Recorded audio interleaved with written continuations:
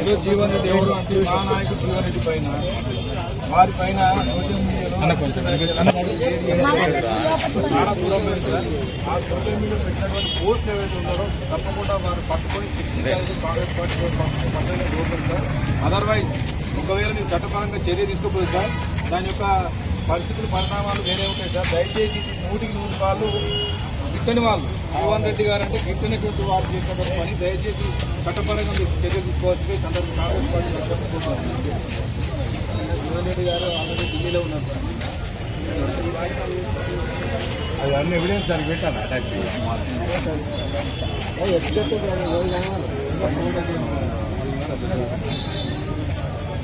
పొట్టుగా ముందు కట్టింది ఏమైనా కడతాం బయటకు అన్నారు.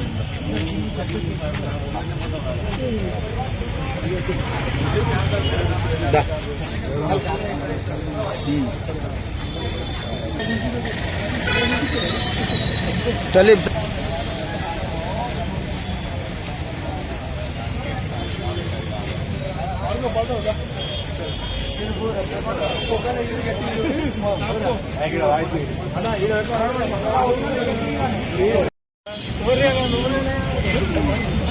నిన్నటి రోజున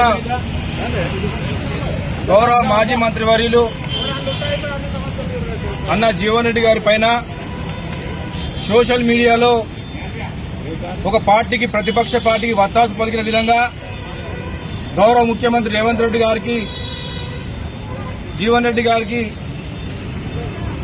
ఏదైతే గ్యాప్ ఏర్పడని చెప్పి ఒక ఫేక్ వీడియో ఒక ఫేక్ న్యూస్ ద్వారా మరి జగిత్యాల జిల్లాలో మరి ప్రతిపక్షాలకు సంబంధించినటువంటి బీఆర్ఎస్ పార్టీ ఇంకో పార్టీ వారు వైరల్ చేయడం జరిగింది.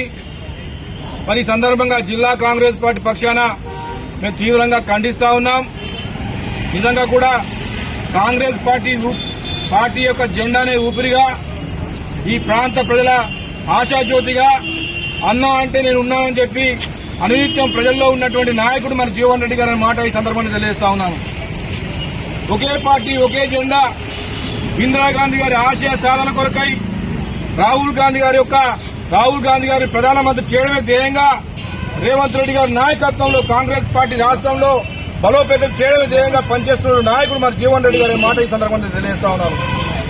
దాన్ని చూసి ఓర్వలేక కొంతమంది ప్రతిపక్ష నాయకులే కానీ అంతకుముందు ఒక పార్టీలో గెలిచి ఇంకో పార్టీలోకి మా పార్టీలోకి వచ్చినటువంటి నాయకుల యొక్క హస్తం ఉన్నదని చెప్పి తీవ్రంగా తెలియజేయడానికి ప్రయత్నం చేస్తా ఉన్నాను. మా నాయకుడు ఒకటే పార్టీ ఒకే జెండా ఒకే సిద్ధాంతంతో పనిచేస్తున్న నాయకుడు మరి జీవన్ రెడ్డి గారి మాట ఈ సందర్భంగా తెలియజేస్తా ఉన్నాను.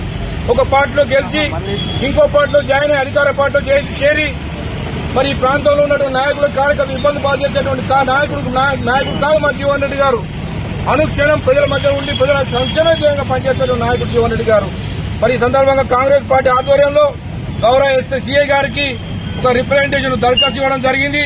ఆ యొక్క ఎవరైతే ఉన్నారో ఆ మార్పింగ్ చేసి ఆ సోషల్ మీడియాలో వైరల్ చేసినటువంటి వ్యక్తులను మరి కఠినంగా శిక్షించాలని చెప్పి కాంగ్రెస్ పార్టీ పరంగా కోరుతూ మీ అందరికీ కూడా హృదయపూర్వక నమస్కారం తెలుగు ముగిస్తాం. జై హింద్, జై కాంగ్రెస్.